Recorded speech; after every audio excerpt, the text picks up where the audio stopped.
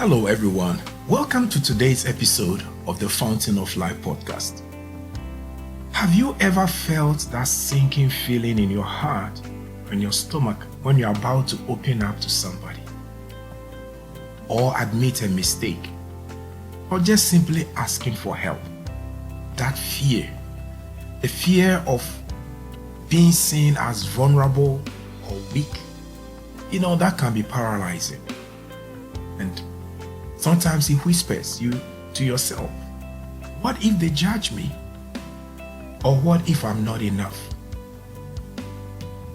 But if I tell you that the very act of embracing vulnerability is a secret to real courage and connection. So whether you are wrestling with self-doubt or navigating some difficult conversation, or simply longing to live more and be authentic, I guess this is the place that you have to be. So for the next couple of minutes, why don't you hang around as we dive deep into looking at how we can be vulnerable and still be strong people as we overcome the fear of vulnerability.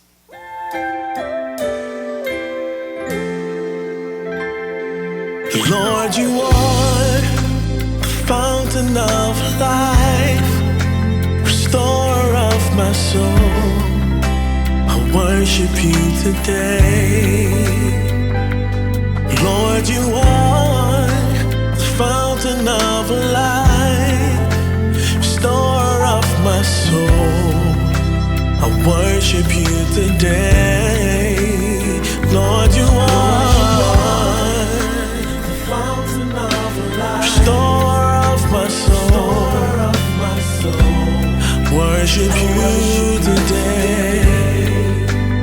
Lord, you are the fountain of life. You restore my soul. This is your host, Charles Zuta, and I welcome you to today's episode. Today, we are continuing with our big subject of God's antidote to fear. We have seen the fear of life. We have seen the fear of lack. Today, we want to turn our attention to something that affects us all. The fear of weakness. The fear of being vulnerable. The fear of being seen as not good enough. Whether we are telling ourselves that or what others have told us.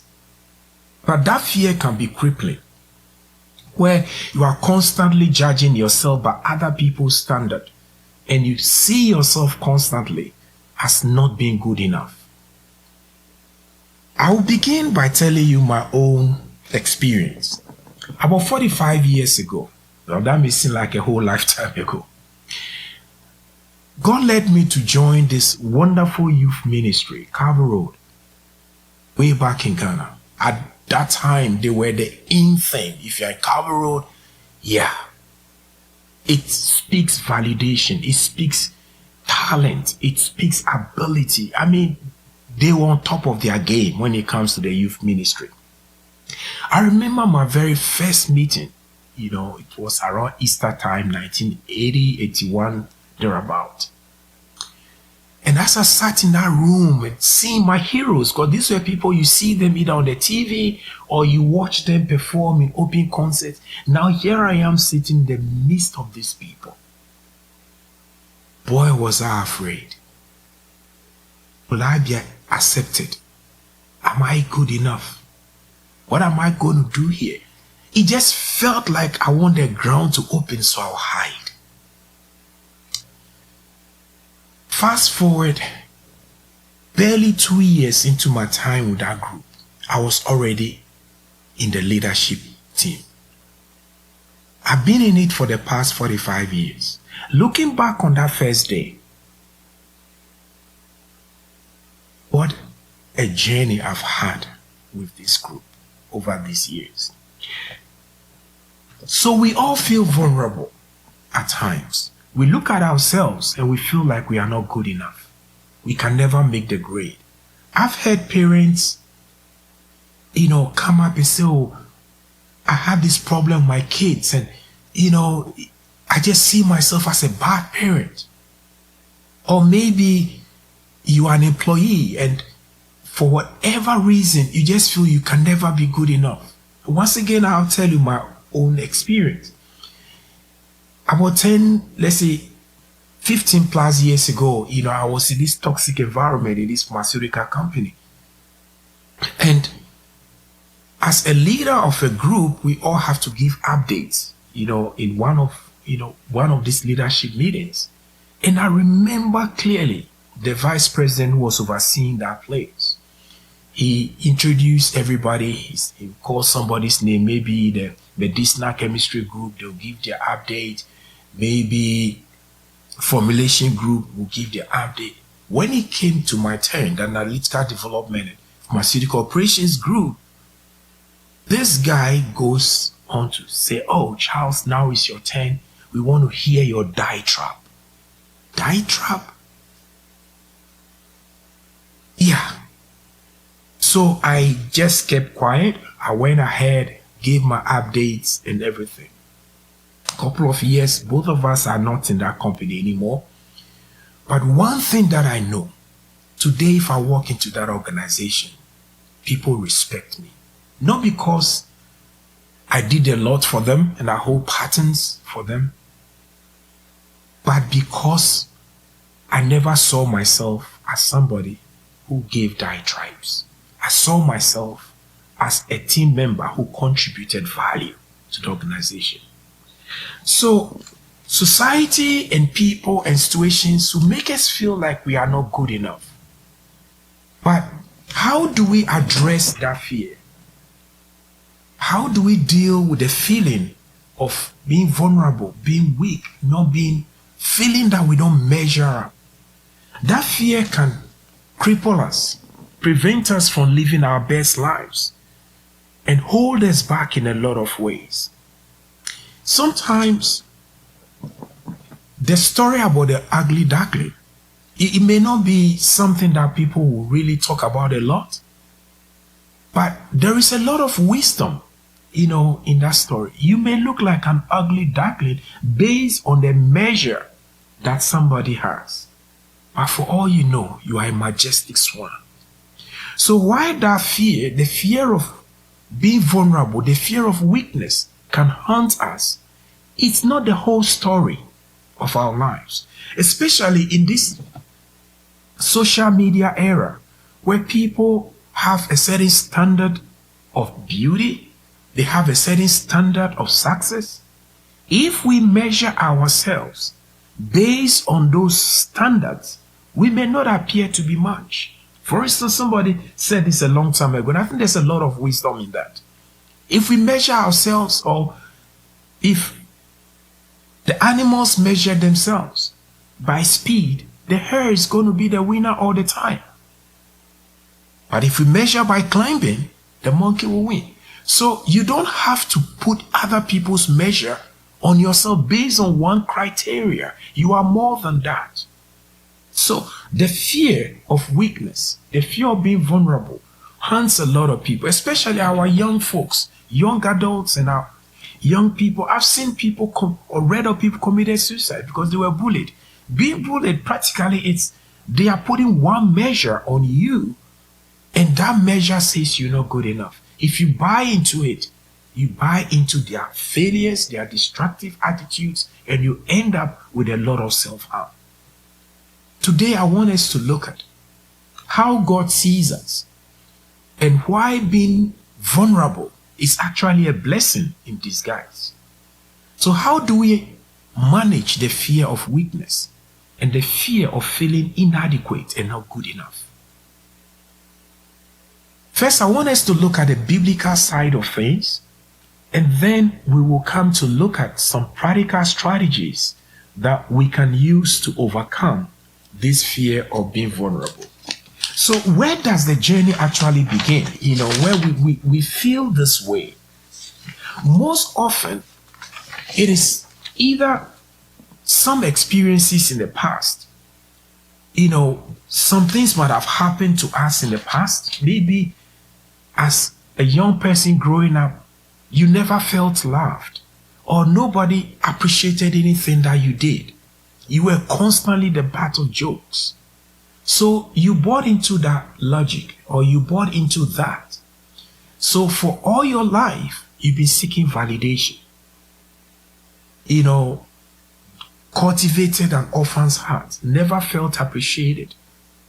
So that could have been the beginning of that journey into this dark world where you felt you are never good enough or you are not good enough. Or maybe you focus on other people's success story, and if you look at yourself, you don't have that talent. I believe one of the reasons why I felt so vulnerable during that my first encounter with Calvary Road was perhaps because I wasn't a singer. I didn't play the instruments. So measuring by that, you feel, oh, what am I doing? I'm not good enough. All these people are very good singers. They play instruments. But look at me. And lo and behold, 40 years down the road, playing instruments didn't matter anymore in whatever role I played in that ministry. So if you measure yourself based on that single yardstick, or based on other people's assessment of you and all of that, you are always going to be in a place where you are struggling to be a part. You are struggling to be appreciated. You are struggling to get validated. That fear can haunt us for most of our lives. So how do we go around it? If you're a person of faith, or even if you are not, I want to let you know something. That God knows our frame. He knows the giftings and the talents that He's put inside us. So what men may call success may not exactly be success by God's standard. I believe God's success is doing what He's called us to do. That thing may be not so glamorous. That thing may not be so financially rewarding. But from God's perspective, you are a success because you are doing what He's called you to do. So let's begin the conversation by looking at how God views weakness. And I'm going to read from the Amplified most of today's episode. In an Amplified, Isaiah chapter 41, God was encouraging Israel. But I believe He speaks to us as well in the same tense and in the same tone, because we are also people He's redeemed, that is shepherding into eternity. So in Isaiah chapter 41 verse 10, and let me just give you a little hint. As I sat that Easter afternoon in that Calvary Road meeting at Ridge Primary in Accra, Ghana, I was reading these verses, Isaiah chapter 42 and Isaiah chapter 41. It helped me to survive my first day of the Calvary Road meeting, and I felt so vulnerable. So, God has a plan and a purpose for the places that He leads us.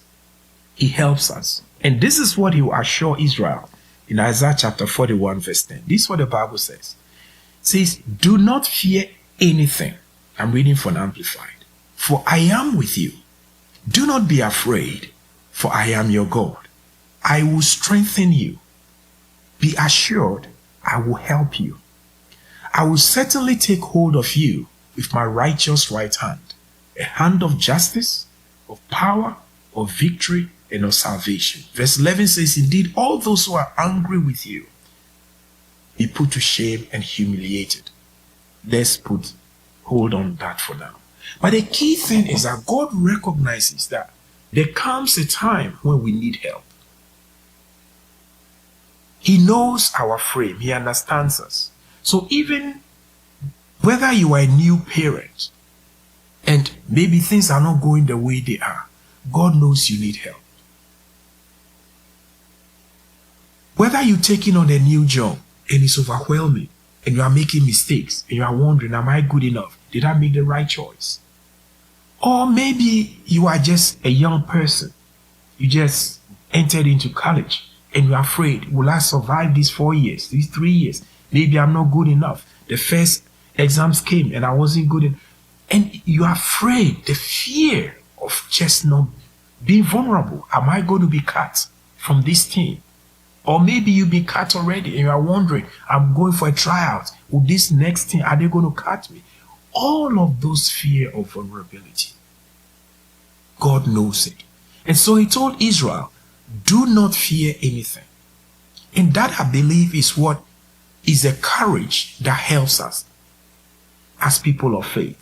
When you feel not good enough, when you feel overwhelmed, when you feel like this is it, I'm just not a good father, I'm just not a good mother, I'm just not a good son or a good daughter, or I'm not just a good leader.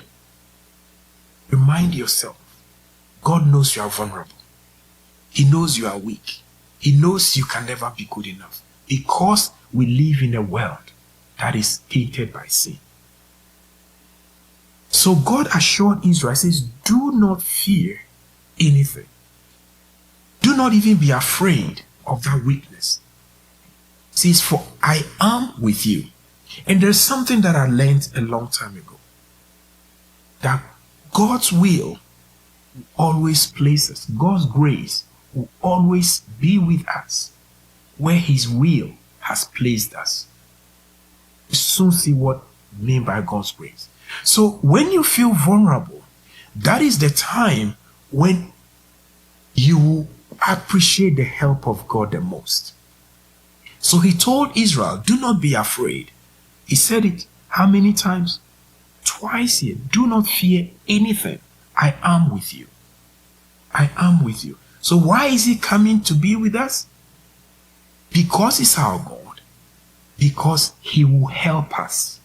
So whenever you come to that place, maybe you are in a new environment and you are terrified and you're a person of faith, ask for help. The biggest help that you can get is the help that God offers. Tell yourself, God is with me. I will not be afraid. He will strengthen me and he will help me. Embracing that feeling that, okay, I'm vulnerable. Yes, acknowledge the fact that I make mistakes. Acknowledge the fact that these are the issues. But God, I'm relying on you. You will help me. That takes out the element of fear. That takes out the element of worry and anxiety. I look back sometimes, my current job, we've made a lot of good strides in the projects that I've worked on.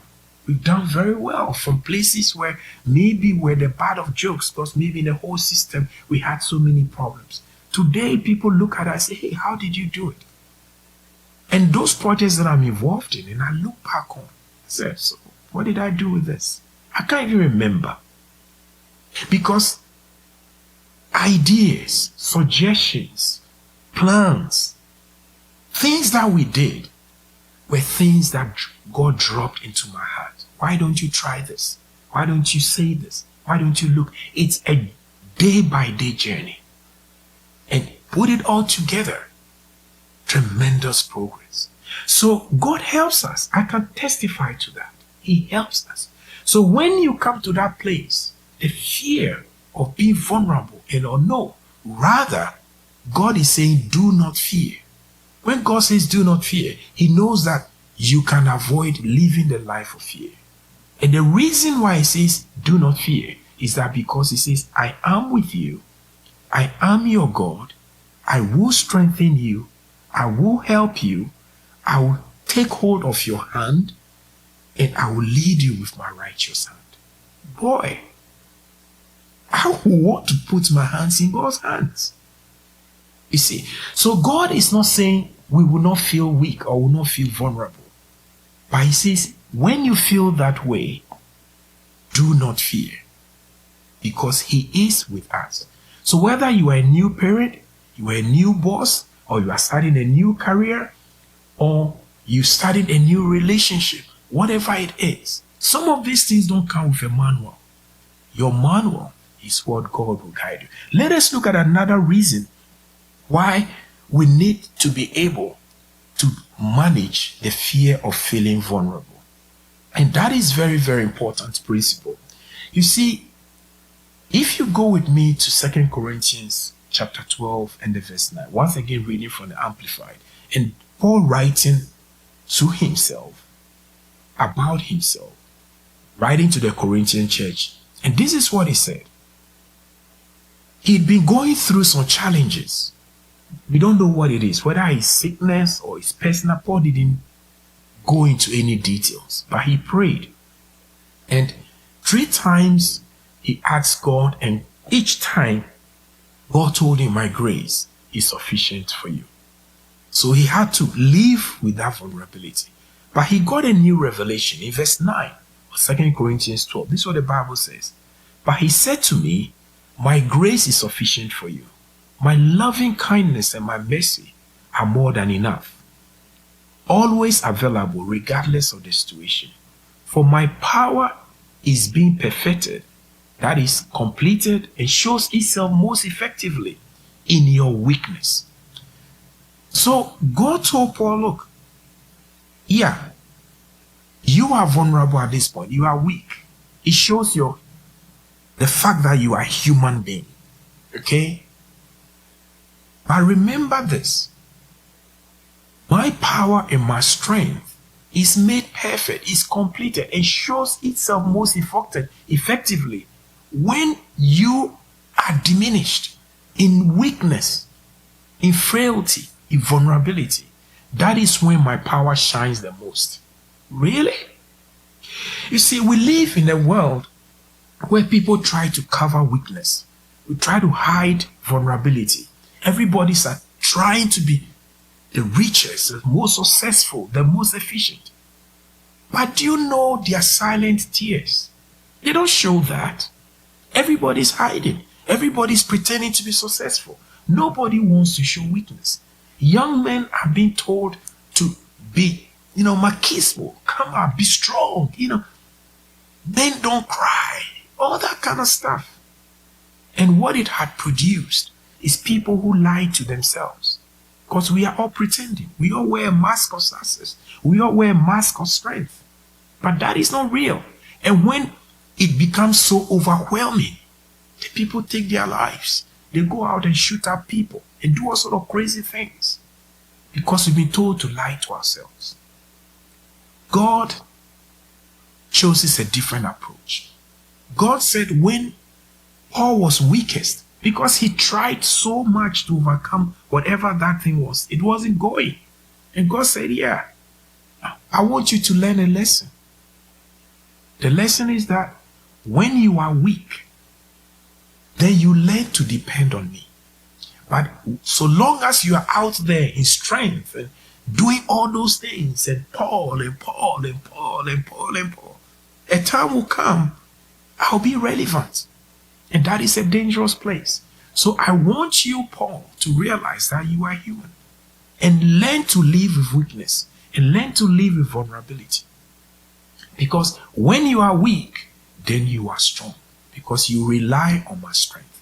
So in actual fact, weakness is strength because it helps us to get the help that we need. It helps us to depend on the grace and the strength of God. And actually, God's grace shines the most in our weakness. So this is God's principle. God abases the proud and he elevates the humble, the weak, the vulnerable, because then they can't take glory for all that God has done. I mentioned a few seconds ago that when I look back at things that has happened under my watch in my present work environment, I can't take credit for it because I don't know exactly what I did to get those results. It's just been ideas and thoughts and plans and strength that came from God. You see, so in much the same way, we should learn to embrace weakness. If you're a person of faith, being weak or being vulnerable doesn't mean you've lost your power or you've lost your control. It just positions you in a different mindset that helps you to acquire more and more strength. But if you feel you've got it made, like somebody said, if this container is already full, You can't add any more to it. So we constantly need to empty ourselves so God can pour more to us. And embracing weakness is coming to that place where you realize I haven't arrived. And that makes room for more. So the fear of weakness is something that we can overcome if we look at it through the lens of what God has purposed. So what are some of the strategies, practical strategies, besides having this mindset as a person of faith? That weakness or vulnerability doesn't mean you are hopeless and you are worthless, but rather it opens you up for the grace of God to operate and to embrace the will and the purposes of God. So, irrespective of what anybody has told you in the past, they made you feel inferior, they whispered beside your back, you become the butt of all jokes. Remember, you are rather in a good place as far as grace of God is concerned. Because then you can embrace the grace of God and elevate yourself. If you don't do that, for the rest of your life, as I know a lot of people are in this place that I'm going to talk about, you are going to be chasing validation from people. You'll be trying so hard to prove them wrong. You said I'm a sucker, I want to prove you wrong. When we meet at the next school get together, you see the right outcome. You are going to spend your entire life chasing other people's opinion and other people's validation and other people's perception of you. Quit it. It's a very, very exhausting experience. Rather, focus and embrace yourself and lean on God's grace to elevate you. You will no more be tired chasing other people's opinion and trying to live up and measure up to other people's standard. So the first thing, practical strategy you could use to be able to overcome that fear of weakness or vulnerability, it's find out how that thought came. Maybe somebody said something. Understand the source of that fear. Where is it coming from? Is it that new work environment? Is it something that boss said, like somebody say my suggestion is a diatribe? Whatever, find that thing. And then, once you recognize your current position and how you are reacting, rather, when you find that thing, challenge it. Is it really the truth? Do I really spout diatribes? No. I preach sermons. I publish papers. I'm an intelligent person. So your opinion doesn't define me. So challenge that feeling, and that whole feeling that when you are weak, then it means you are going to be in danger, they are going to pick on you, or you've lost control. That is also why people try to hide, away from themselves, because they feel that when they show weakness, then people are going to pick on them and they are going to lose control. But that is not the case. Because one thing is certain, when we are honest about ourselves to people, it builds respect. Certainly, you are not going to tell everybody what your weaknesses are and all, but the few that are friends to you, when they see you being authentic and talking about things in honesty, it rather builds connection. So challenge that belief that when you are vulnerable, that means you are weak, and then you are in danger and you lose control. So you are trying so hard to cover everything. No. Build trust with people. Those few people around you. Deepen that relationship by building trust. Honest relationships build respect. Build that communication with just the few who are around you. And you realize that being vulnerable actually builds connections. Nothing else. And also communicate your fears openly. Oh, I'm going to give this talk, but boy, I don't have anything to say. I'm so afraid. When you say that, open communication invites support You may be surprised. There may be somebody there who might have spoken several times in those kind of meetings. Say, oh yeah, you know, don't focus on the whole crowd. Just focus on one or two faces in the crowd. And that takes away the fear. Or start with an open joke about your fears and how it is and everything. So when you have open communication about that vulnerability and your fears, it rather invites support and connection. So that is really important. And then also take notice of when you are getting back into your shell. Sometimes, we try to we make the effort 2-3 steps. I'm being bold, I'm being courageous, I'm not being tied down by this fear. And then suddenly something happens. And then we withdraw, or we go back to being protective of ourselves and all of that. I know it's a journey and you are going to get more confident as you go along. But honestly, note those moments. What is it that triggered you to go back to that state where you are protecting yourself and all of that? And then once you know it, pause. Tell yourself, I'm not going back there. I'm going to choose a different response to this situation. I'm going to express my feelings more. I'm going to ask for help. So you are determined to make progress. Okay. So if you are a very shy person, you don't make comment, but you've made the effort and you are moving forward. Note those moments that try to pull you back into that shy spot. And rather, tell yourself, I'm going to have a different response. All of that. So make an effort to interrupt that avoidance pattern. Okay?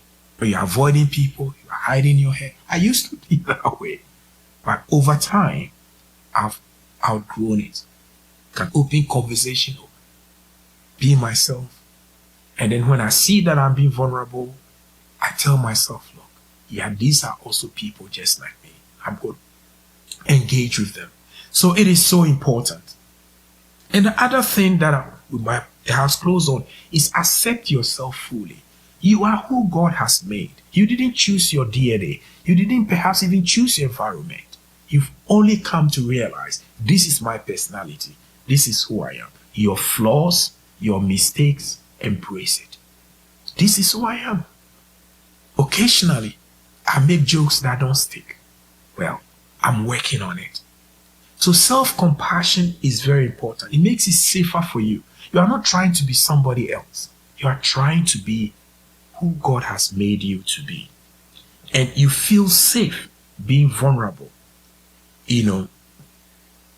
and working on yourself. It's a whole journey. And do not let anybody, let you feel, that you are not good enough. Remember what God told you in Isaiah 41. He's with you. He will help you. He will uphold you because He's your God. So whatever it is, try to embrace who you are. And the other thing that you have to also embrace is being authentic. People can read through when we are trying to pretend to be somebody else. They can see it. And that even puts them off the more. So just be authentic. Be your true self. This is who I am. Okay? It might feel risky sometimes, given environment. Maybe you have some friends, and when you laugh so loud that the next table hears. It's okay. People are different. But when you are yourself and you're authentic, it rather deepens the relationship. There's greater self-acceptance. You can accept yourself and you become stronger emotionally. You don't go to your room and cry because somebody said something, that hurt your feelings because you were trying so hard and it didn't work out. Be authentic. Be yourself. They can make their jokes about you. They can laugh the way they want. But ultimately, it's God who validates us. Okay? And remember, even as we close this episode, that when you show weakness, recognize, that you need others. We are not talking about one person who knows everything. There is a feeling of interdependence. There's some people I have conversations with because I needed a certain kind of, conversation for the day or something. It's part of natural human relations. We are created social beings, right? So part of the fear of being weak or vulnerable is that we isolate ourselves. We try to create a strong sense of independence. That may help sometimes, but remember, independence, but as also interdependence. It is a work in progress. There are friends I call, there are friends I speak with once in a month or once in a day. That is a social human being. But the fear of judgment, the fear of being seen as weak can prevent us from growing socially. Remember, relationships are built on mutual support and openness. Don't lock yourself in your home. Go out there, challenge yourself, be authentic, open up to others, ask for help, feel vulnerable. It's okay. God, who guides us and leads us, says that His grace is sufficient for us. And we know that when we are weak, then we are strong. So we can embrace our weakness and feel the strength of God to help us. So I don't know where you are in this journey, but I believe that God is merciful and God is good. He's led me for the 44 plus years from that point where I felt so weak and vulnerable and not part of it, to being somebody who's a blessing to so many people. And that is how the grace of God works. It takes us in our weakness and vulnerability. It says to that place as well. Child of God, you are not alone. You do well. Today you may be like the ugly duckling, but natural fact, you are a majestic swan. So take wings and fly. God is. Thank you so much if you joined me today. If you don't subscribe to this podcast, I encourage you to do that. And also you can download the audio version on Amazon, Spotify, Google, and all the places where you get your podcast. It's been a blessing. And join me again next week as we look at another aspect of God's antidote to fear. May God richly bless you. Fountain of my life, I worship you today. Lord, only you are. Yes, Lord. You restore my soul. I worship you today. Yeah.